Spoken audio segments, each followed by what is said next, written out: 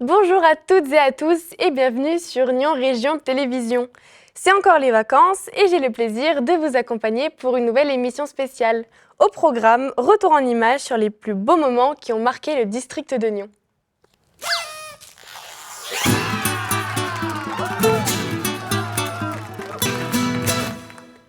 À Saint-Cergue, l'imagination n'a pas de limite. Chaque année, les ornis, objets roulants non identifiés, dévalent les pans dans une ambiance aussi festive qu'inventive. Découvrez ou redécouvrez ces drôles de machines et celles et ceux qui les construisent au micro de Samir Abid. Tout le monde connaît les ovnis, mais avez-vous déjà vu un orni? L'orni, c'est une course d'objets roulants non identifiés. Le but du jeu, c'est d'avoir au moins 3 roues, une direction, des freins et puis le plus original, quoi. Que ça soit rigolo, quoi. Cette année encore, l'événement est organisé par les Amis de Saint-Cergue avec le soutien du Motoneige Club. Avec plusieurs amis et plusieurs associations de Saint-Cergue, on a décidé de faire une course à savon, mais au lieu de faire sur la route, on fait sur les pistes de ski. Une journée entière où les plus jeunes et les adultes s'affrontent dans une course de bolides construits par eux-mêmes. Et parmi les participants, on a rencontré Patrick. Lui, il a choisi de construire un avion. On a dit on va rigoler, alors on a dit on va créer un avion. Et puis sur cette idée-là, avec 3 roues, on a essayé, on a testé, c'était faisable. Mais au niveau de la vitesse, il n'y a pas assez de volume pour de la direction. Alors on s'est dit, on va se faire plaisir, on va montrer ce que notre avion peut faire. Le reste, c'est que du bonheur. Il n'y avait aucun risque qu'il s'envole cet avion? Alors, on a une autorisation, en guillemets, de Prongin, éventuellement, mais Genève et Payerne n'ont pas voulu. Mais voilà, c'est l'anecdote rigolote. Mais non, ils ne voulaient pas s'envoler, non. Son engin attire tous les regards au départ et peu importe le chrono, l'essentiel est de faire rire et d'impressionner. C'est ça l'esprit de l'orni. Une bonne dose de créativité, une ambiance de village et beaucoup de bonne humeur. Ici, on ne vient pas chercher la vitesse, mais le plaisir de partager un moment ensemble. C'est de se retrouver au début de nos années d'enfants, où on faisait des descentes en caisse à savon, l'hiver en bob, à neige, avec les pieds derrière. Et c'est ce moment d'adrénaline qu'on avait par rapport aux enfants. Et puis on s'est dit, allez, même après 70 ans, on est quand même encore des enfants, alors on y va. Du plaisir à descendre, la descente est cool, la piste est sympa, et puis pour les grands et les petits, c'est sympa, quoi. Donc le gagnant, c'est vraiment le plus rapide ou il y a aussi un prix qui est décerné au plus original, celui qui a tapé dans l'œil du public? Alors le gagnant, c'est celui qui a le meilleur ton. Et il y a un prix original qui va être décerné et il y a un prix aussi au plus malchanceux. Alors l'année prochaine, on va refaire. On aimerait bien faire aussi, c'est un projet de faire en hiver sur les pistes de ski. C'est notre projet, mais pour l'instant, on n'arrive pas à trouver la neige au bon moment, quoi. Et quand bien même l'avion de Patrick ne décollera pas, c'est bien lui qui survole cet événement, par son audace. Que se cache-t-il sous nos pieds? À Nyon, des fouilles archéologiques menées au parking Pertan ont permis d'explorer une partie encore méconnue du passé de la ville. Plongée dans 2000 ans d'histoire avec Andrea et Shams. Claudio Di Lello, bonjour. Bonjour. Merci beaucoup d'être avec nous. Alors, vous êtes chef du service architecture pour la ville de Nyon. On est ici au parking Pertan. Alors, qu'est-ce qui se passe? Alors, on a réalisé des sondages archéologiques pour vérifier que le sous-sol était bien conforme à ce qu'on imaginait. Ça veut dire avec quelques murs romains, évidemment, quelques objets, effectivement, qu'on a trouvés dans les fouilles, mais rien d'extraordinaire qui nous empêcherait d'aller de l'avant avec ce projet. Donc les choses, on pourra aller de l'avant. C'est 8 points stratégiques. On voit, c'est carrément millimétré les zones d'intervention qui ont été choisies. Comment vous les avez choisies? Il y a une carte qui a été faite, c'est ça? Alors non, c'est vraiment aléatoire. On définit ces points en fonction du terrain pour couvrir tout le périmètre. On a fait la même chose à Colevray. C'est une façon d'opérer ce genre de fouilles archéologiques pour essayer d'obtenir le plus d'informations possible et de vérifier d'ici le début des travaux du parking si on a des objets et des points durs majeurs qui nous empêcheraient de creuser et de réaliser notre projet. Ouais. En 2014, il y avait déjà des fouilles qui avaient été faites. Je crois qu'aujourd'hui, elles vont encore plus dans ce sens-là. Qu'est-ce qui a été trouvé? Vous dites rien de particulier, mais est-ce qu'on peut avoir un petit avant-goût quand même? Oui, alors bien sûr. Quand on dit rien de particulier, c'est des murs romains, c'est des fondations de murs romains. en moellon, qui définissent probablement des constructions anciennes ou en tout cas des banquettes, une présence romaine à cet endroit-là, mais il n'y a pas d'édifice majeur, de monument qui nous a été rapporté pour l'instant. Voilà, donc c'est des fouilles de vérification, de précaution, surtout aussi par rapport au coût que ça pourrait engendrer, ces fouilles archéologiques, dans le cadre de la réalisation du projet du parking. Et vous travaillez avec évidemment le service cantonal et une entreprise, c'est qui? Alors, on travaille toujours pour les fouilles avec le service cantonal d'archéologie, avec qui on collabore étroitement. On vient de présenter le projet de l'amphithéâtre à la population. C'est avec eux qu'on travaille sur ce projet aussi. Et chaque fois qu'on creuse un Nyon, c'est avec l'archéologie cantonale et l'archéologue cantonal qui était auparavant notre conservateur du musée romain. Et l'entreprise, c'est l'entreprise Archéodunum qui connaît parfaitement notre ville dans ses moindres détails. Et c'est un gain d'expérience considérable quand on fait appel à eux. Eh bien, Claudio Di Lello, merci beaucoup d'avoir répondu à nos questions. Et la maison, reste avec nous parce que je passe le micro à Shams. Justement, on va aller voir ces fouilles et voir très concrètement c'est quoi le métier d'archéologue. Allez, restez avec nous. Sandrine Osterlé, bonjour. Bonjour. Vous êtes responsable des opérations archéologiques. Oui. Et là, on est dans un trou au parking Pertan à Nyon. Qu'est-ce que vous faites concrètement ?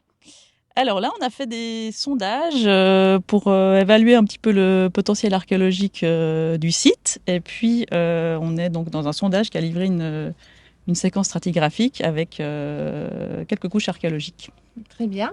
Et comment ça se passe concrètement votre travail ? Comment vous effectuez une fouille ? Comment vous sondez un terrain ? Alors, on commence avec une pelle mécanique. Donc, on fait une tranchée de la largeur du godet. Et puis, on descend progressivement sur les couches qui nous intéressent. Et on s'arrête sur, on appelle ça le toit des vestiges, donc le sommet des vestiges.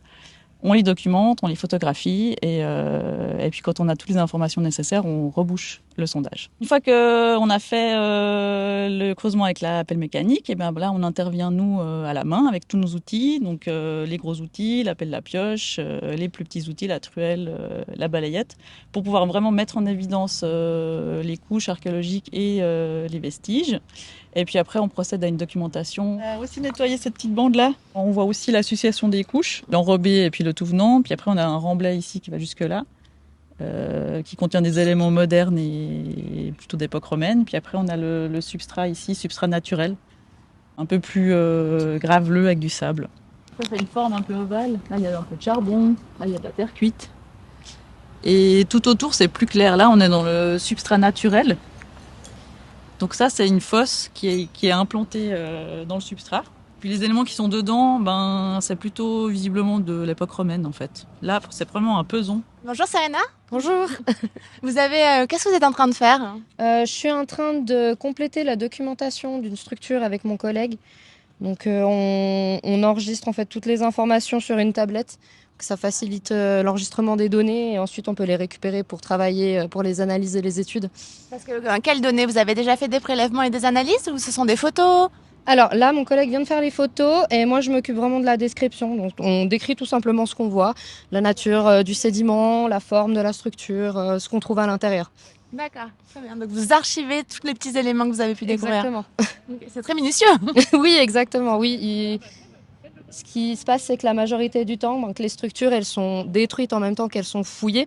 Donc l'idée, c'est de donner un maximum d'informations pour les études qui peuvent être soit directement faites après, mais aussi pour la postérité. Si dans 10 ans, je veux vouloir reprendre ces données pour faire des études, il faut qu'elles soient accessibles et bien documentées. Mais comment ça, elles sont détruites en même temps qu'elles sont fouillées ? Là, par exemple, si je veux pouvoir documenter la fosse, le creusement, à quoi il ressemble, je vais d'abord le dégager sur sa surface, ce qu'on dit en plan. Là, par exemple, vous avez une structure de forme circulaire et ensuite, je vais la couper en deux, histoire de voir le profil, ce qui va me permettre de savoir comment elle a été creusée. Et ensuite, je vais vider tout l'intérieur pour voir ce qu'il y a dedans. Est-ce qu'il y a des objets qui sont restés donc, est-ce qu'il y a de la céramique ? Est-ce qu'il y a des éléments en métal, par exemple ? Et donc, en même temps que je fais ça, forcément, je détruis la structure. Donc, je la documente, mais il en reste rien après. Pourquoi est-ce qu'on n'arrête jamais de fouiller ? Parce que nous, on fait de l'archéologie préventive, donc c'est toujours dans le cadre d'une construction, une destruction potentielle. Donc on intervient quand les vestiges sont menacés. Donc nous, on fouille. S'il y a un projet de construction qui peut être amené à détruire des vestiges, on va forcément les fouiller avant. Est-ce qu'il y a quelque chose que vous espérez trouver ? Non, j'ai pas de... Moi, en fait, je fouille, je suis toujours satisfaite de voir ce qu'il peut y avoir. J'ai pas d'attente particulière. On n'ouvre pas forcément en ayant un objectif de découverte. L'idée, c'est de comprendre dans sa globalité le site. Et il y a énormément d'indices qui sont pas du tout spectaculaires, qui sont très précieux pour la compréhension générale. Les objets, c'est surtout l'idée, c'est de les étudier ensemble. Un tout seul, pas forcément, mais s'il est associé à d'autres objets, il va pouvoir donner beaucoup d'informations. Du coup, vous faites des découvertes dans ces différents sondages qui vont donner lieu à un rapport. Ce rapport, vous allez le donner à qui et quand ? Alors, le rapport, il est élaboré à l'issue des investigations de terrain, et puis on le rend au canton. Et c'est eux qui ont tous les rapports qu'on produit en leur possession. Et c'est prévu dans combien de temps à peu près ? Dans les 6 mois à venir, on va dire. Nous, il nous tarde de découvrir le contenu de ce rapport pour savoir ce que vous avez pu éventuellement trouver ici au parking de Pertan à Nyon. Merci pour cet entretien. Merci à vous. Gladiateurs, légionnaires et artisanat antique étaient de retour à Nyon pour les Journées romaines. Un événement qui attire chaque année des milliers de visiteurs curieux de découvrir le riche passé de la cité. La 10e édition a réuni plus de 6000 personnes. Combat de gladiateurs, légionnaires romains et artisanat antique étaient de retour à Nyon ce week-end. Les Journées romaines ont une nouvelle fois fait voyager les visiteurs dans l'Antiquité, au cœur de Nyon. Mais c'est pour donner en fait un avant-goût aux gens, pour ceux qui ne connaissent pas du tout, au final, qu'est-ce qui se passait à l'époque romaine, c'est qui les Romains et qui étaient tous les acteurs en fait de cette période. Organisé par le musée romain de Nyon, l'événement célébrait sa 10e édition. Sur l'esplanade des Marronniers comme dans l'amphithéâtre, curieux et passionnés ont pu découvrir les savoir-faire et les traditions qui rythmaient la vie à l'époque romaine. Alors déjà, il y a 2 ans, il y avait eu pas mal de personnes, mais aujourd'hui, on a eu de la chance. Il a fait très beau et les gens, ils sont très curieux. Ils viennent soit parce ils viennent spécialement pour les journées, soit ils se baladent tranquillement et ils se disent « Oh tiens, regardez, il y a des gens déguisés, qu'est-ce qui se passe ?» Au détour d'une allée, les visiteurs pouvaient croiser un artisan au travail. Quelques mètres plus loin, des soldats romains échangeaient avec le public. Une immersion rendue possible grâce à des passionnés qui consacrent leur temps à faire découvrir cette époque. C'est incroyable de voir qu'au final, c'est des gens, ils n'ont pas forcément fait des études là-dedans comme nous on fait par exemple. Mais ils sont très curieux, ils sont passionnés et ils vivent en fait pour ça. Pour renforcer l'illusion, les costumes étaient eux aussi de sortie.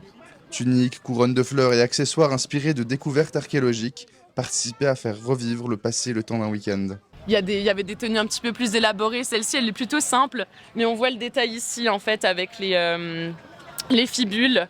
Au niveau de la coiffure, je suis pas non plus spécialisée là-dedans, mais je devrais dire que les cheveux étaient plutôt attachés, on va dire, en chignon bas ou en chignon haut avec beaucoup de tresses, de boucles. Après, on est sur une tenue classique, on peut appeler ça, c'est chiton pour les hommes, sinon il y a les imations et puis sinon on a aussi, voilà. Bon, après on n'est pas vraiment certain avec la petite corde, c'est des reconstitutions, des hypothèses. Et la formule continue de séduire. Certains visiteurs étaient venus spécialement pour les Journées romaines, d'autres se sont laissés surprendre au hasard d'une promenade. Une chose est sûre, tous ont trouvé matière à remonter le temps. Est venu exprès pour vous servir ici des métamorphoses de ma fabrication. Le Jval Open Air fêtait ses 20 ans cet été. Retour sur une soirée de fête entre souvenirs, anecdotes et musique. Les 20 ans, c'est parti, ça fait quel effet ? C'est vraiment hyper touchant. La 20e, on la lancera officiellement demain. Là, c'est une soirée de rodage. Voir qu'il y a plein de monde que je connais pas qui ont couru jusqu'à 18h ce soir pour finir le tout, faire que tout soit prêt. C'est hyper émouvant, mais le jeudi c'est toujours un peu comme ça, c'est un peu le chaos, on court dans tous les sens. Ça fait 20 fois qu'on a le même plaisir d'être là et de fêter avec des gens la beauté de ce lieu, donc c'est hyper cool. Bravo, beaucoup.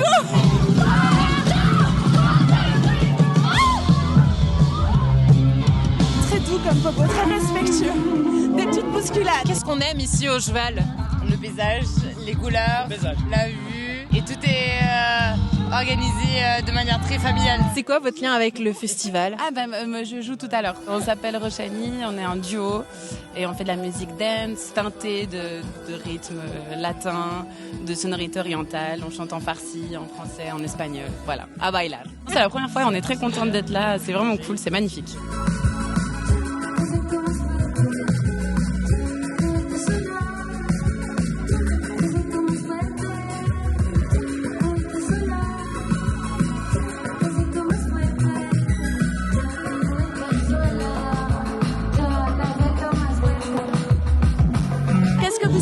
cheval pour ses 20 ans? Encore 20 ans. La longévité qui se pérennise. Je pense qu'il a atteint une belle forme aujourd'hui avec vraiment un public fidèle, avec des bénévoles fidèles. D'abord un joyeux anniversaire, que tout se passe bien, que la météo soit avec nous et que les gens viennent. C'est vrai qu'il y a une super programmation ce soir aussi et c'est un peu triste de voir qu'il y a peu de monde. On va continuer parce que je reviendrai bien l'année prochaine.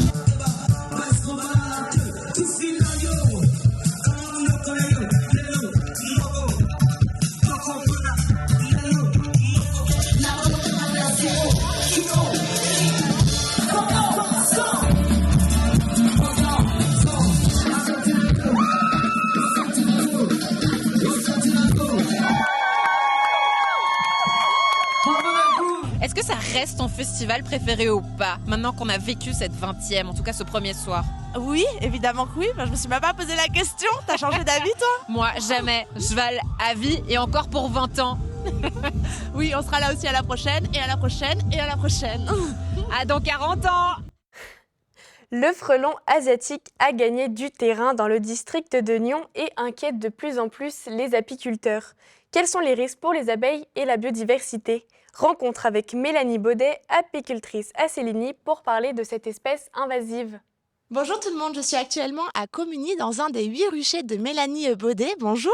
Bonjour. Vous êtes apicultrice passionnée depuis 2013, une passion qui vous vient de votre grand-père. Vous avez obtenu votre brevet fédéral d'apicultrice en 2020 et la même année vous avez obtenu le label Déméter qui garantit des pratiques biodynamiques respectueuses de l'environnement et du cycle naturel des abeilles. L'année suivante, vous avez intégré la Société romande d'apiculture. Vous êtes d'ailleurs en charge donc du contrôle du miel et de la gestion du label, c'est ça? Alors j'ai fini cette fonction-là en mars cette année. Ah, très bien. Consacrée justement à la lutte contre le frelon asiatique. Oui, parce que si on est là ensemble aujourd'hui, c'est pour parler des frelons asiatiques. Comment ça se passe? Pourquoi est-ce que vous avez voulu vous investir dans cette lutte?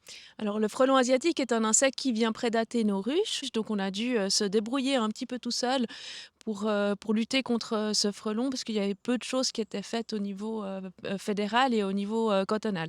Maintenant, il y a certain nombre de moyens de lutte qui se mettent gentiment en place, mais l'apiculteur est quand même en première position pour lutter. Et nous, on était obligés de s'y mettre pour protéger nos ruches. Parce que les premiers cas de frelons asiatiques en Suisse, ça remonte à 2017, c'est correct? Oui, alors pas chez nous, c'était dans le Jura, le premier en 2017. Oui, dans le Jura suisse. Et qu'est-ce qu'il en est plus proche de nous dans le district depuis 2017? Comment est-ce que ça a évolué? Est-ce que vous avez quelques chiffres? Le premier nid sur le district a été trouvé en 2021 à Arnay-sur-Nyon, dans la forêt.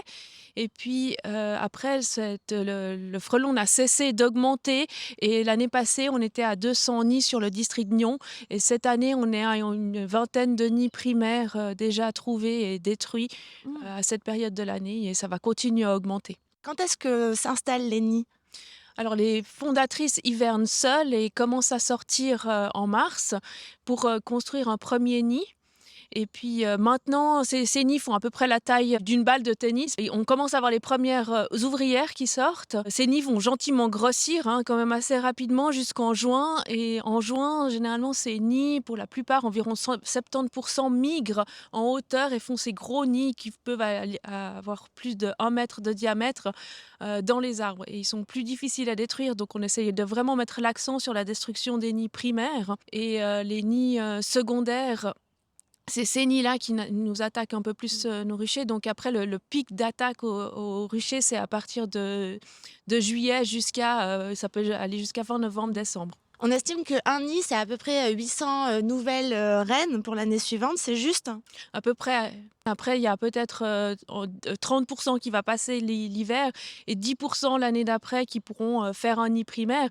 Mais si on fait le calcul, ça fait quand même 80 nids supplémentaires pour un nid. Donc la croissance du frelon est exponentielle. Et justement, pour lutter contre cette invasion de frelons asiatiques dans la région, il y a ce projet Smart Base qui a obtenu des financements en 2024 par Région Lyon. C'était une technique pour détecter les nids qui a été développée par le professeur de l'Université de Lausanne, Daniel Chérix, que vous avez mentionné, l'HEIG et vous-même, Mélanie Baudet. Où ça en est? Ce projet n'a pas continué parce qu'on a eu d'autres technologies beaucoup plus efficaces qui sont arrivées sur le marché, notamment une technologie hollandaise de télémétrie où les émetteurs qu'on peut crocher sur les frelons sont petits et qui permettent aux frelons de mieux voler.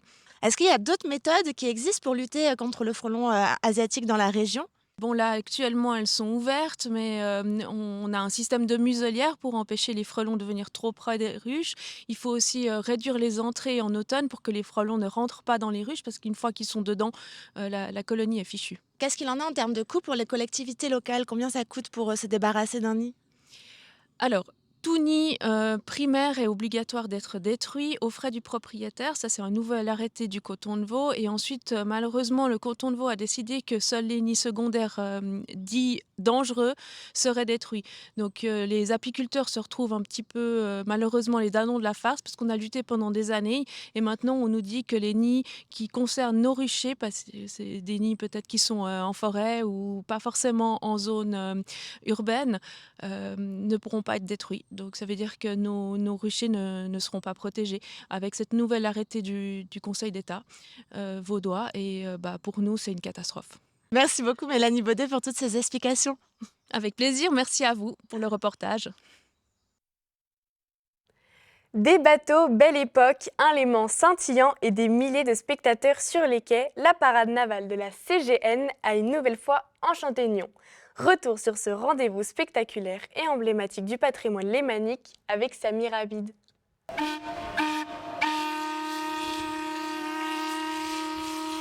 Les quais de Nyon ont retrouvé leur air de fête dimanche à l'occasion du grand retour de la parade navale de la CGN.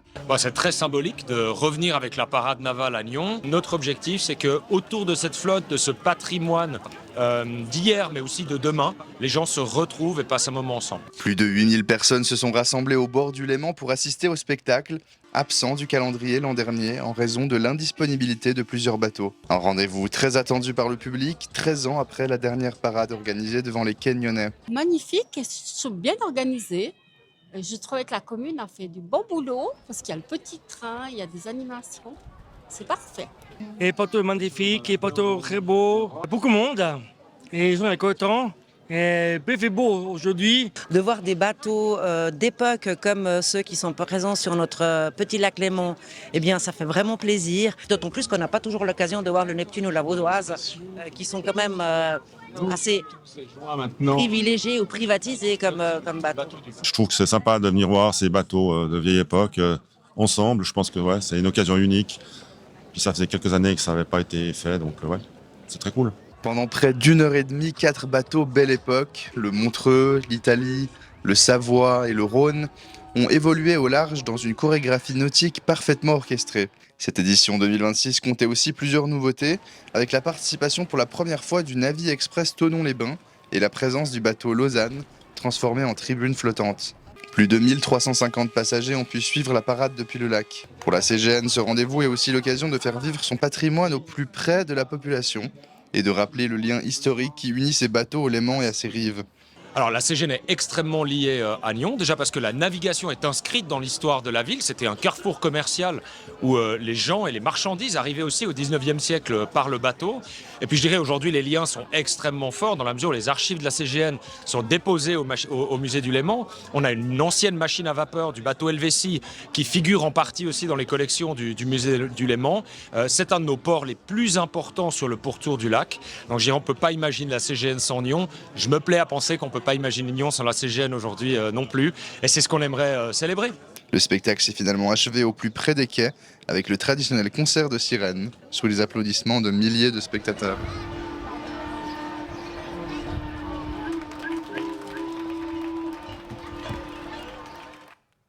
Le vent a dicté les règles du jeu pour la première édition du Palafit Challenge.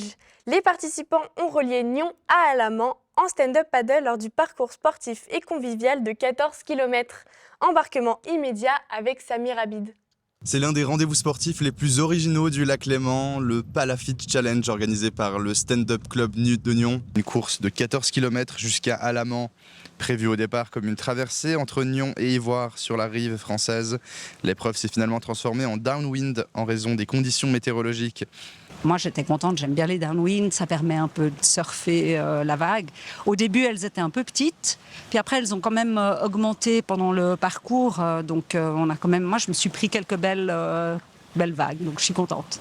Les participants profitent donc du vent et des vagues du lac Léman pour se laisser pousser vers l'est. C'est la première fois que je faisais du downwind, c'est assez différent. Effectivement, on a le vent qui nous pousse, donc ça nous aide. Mais il y avait quand même beaucoup de vagues. Donc au niveau de l'équilibre, il fallait vraiment se concentrer pour essayer de surfer les vagues.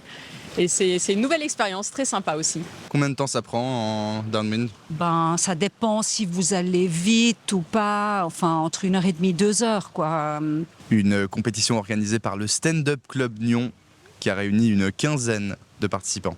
Il y a eu pas mal de monde par rapport à ce qu'on avait en début de semaine, donc on est assez contents. Il y avait entre 15 et 20 personnes qui ont participé. On aurait préféré plus. Il y a eu des années où on a eu beaucoup plus d'inscrits. Je ne sais pas, cette année c'est un peu plus compliqué, mais moi je suis contente. Les gens qui ont participé, je crois qu'ils sont contents. Puis il a fait beau, hier il pleuvait des cordes, donc voilà, on ne pouvait pas espérer mieux. Fatiguée, mais très très fière d'avoir fait une si longue distance. Pour moi c'était une première, d'avoir réussi à parcourir 14 km. La difficulté c'était qu'il y avait quand même des vagues, donc il fallait rester concentré. On avait une super équipe, c'est vraiment un super club. Moi, je suis vraiment une ancienne du club, donc il y avait une ambiance très solidaire, un beau soleil, mais le vent s'est levé quand même. Donc sur la fin, il y avait pas mal de vagues. Qu'est-ce qui vous plaît dans ce sport? Alors c'est surtout d'être sur le lac, de profiter d'une activité en plein air et d'être à l'extérieur avec des gens très sympas. Et donc l'organisatrice aujourd'hui, elle était sur une planche ou alors Ouais, aujourd'hui j'ai pris une planche. L'année passée, j'ai pas pu faire la wavelet. Je m'étais fait une fracture du plateau tibial, donc j'étais assise toute la journée. Et puis là, je me suis dit, ouais, c'est cool si je participe. Surtout que j'aime bien le downwind, donc je suis assez contente d'avoir pu participer. Mais au début, on savait pas qui pourrait, quoi. On aime bien que le comité puisse quand même participer. Alors il y en a 2 qui n'ont pas participé. Mais ouais, c'est quand même chouette quand le comité peut aussi enjoy the moment, quoi. À l'arrivée, un mélange de fatigue, de sourire et de fierté, car ici, peu importe le chrono, l'essentiel c'est d'avoir relevé le défi sur l'eau. Vous le résumerez comment cet événement en un mot? C'est fun, hein? Fun, vraiment fun. Verre, lumière et photographie se sont rencontrés au château de Nyon. Avec le conservateur Vincent Liébert, Shams vous emmenez découvrir l'exposition Reflets et Transparence, une visite tout en finesse et en poésie. Ah, le verre, ses jeux de lumière, ses courbes, sa formation par le souffle et le feu. Je sais pas vous, mais moi je pourrais regarder ça pendant des heures. Eh bien, le château de Nyon consacre justement une exposition au verre intitulée Reflets et Transparence. Et j'ai rendez-vous de suite avec le conservateur du musée. Suivez-moi. Bonjour, vous allez bien? Merci et vous. On est où là? Alors là, nous sommes au rez-de-chaussée du château, qui est l'espace dévolu pour les expositions temporaires. Et cette année, vous avez décidé de consacrer une expo donc au verre.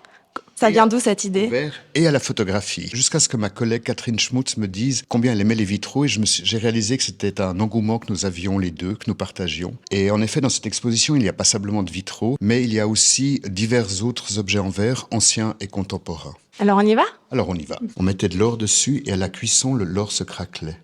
Et c'est une des caractéristiques de beaucoup de productions de ces vases de Saint-Pré. Là, elle a mis de l'urane à l'intérieur, ce qui fait que lorsque vous tournez autour, le reflet vert apparaît et disparaît. C'est assez extraordinaire. Et puis là, c'est des photographies qui ont été faites par Delphine Schacher, qui habite dans la région. Et c'est des négatifs sur verre avec des photographies. Ça fait partie du fonds Kunst que nous avons. Environ 10 000 négatifs photographiques de gens photographiés à Nyon vers 1900. Donc ça, c'est une pièce vue de haut? Ça, c'est un verre gravé vu de haut, avec un coloris orange. Là, vous avez une photographie qui a été faite par Bénédicte Pilois, qui est membre du Photoclub de Lausanne. Et c'est justement dans l'atelier de Valérie de Roquemorel lorsqu'elle est en train de souffler une pièce. Et puis ici, vous avez des vitraux anciens. Et ce qui est amusant, c'est que celui de droite est un membre de la famille de Steiger. C'était des Bernois et ils étaient barons de Rolle, donc ils possédaient le château de Rolle. Alors ici, vous avez ce lustre qui a été réalisé par Valérie de Roquemorel, avec ses clochettes de verre et puis des pampilles anciennes de cristal qui proviennent d'un lustre. Ces grands flacons qu'elle a gravés d'après des œuvres de Zhao Wuqi. Zhao Wuqi, il est né à Pékin, il a vécu principalement en France et il est mort à Nyon. Et puis ensuite, nous avons deux vitraux qui ont été réalisés par une artiste qui est d'origine lyonnaise, qui s'appelle Sandra Piretti. Et là, vous avez ces deux vitraux en ogive. Donc c'est une forme assez religieuse, mais c'est un motif naturellement complètement laïque. Je crois qu'il y avait 120 photographies qui nous ont été proposées. Nous en avons choisi une trentaine pour mettre au mur. Mais ainsi, tous les candidats qui ont proposé des photographies ont leur œuvre qui est montrée. Est-ce que vous avez une pièce préférée? la lampe de mosquée. On a fait des copies qui sont assez fines. Celle-ci est plus épaisse, mais je trouve la jonction entre les teintes, la transparence et l'or assez exceptionnelle. C'est un texte, une plainte que font des gens de Nyon, disant que les enfants jouent aux billes et rendent le quartier absolument intolérable. Vous avez joué aux billes, vous, quand vous étiez petit? Oui. Peut-être encore maintenant? Non, je crois que j'ai arrêté. Ça fait un petit moment quand même. C'est quoi le point commun entre les pièces que vous avez assemblées ici? Tout est vert, ancien, moderne, mais sinon c'est simplement le matériau. Et puis les photographies naturellement au mur, qui alors elles sont sur le thème reflets et transparence. L'histoire du verre a été marquée par une empreinte locale?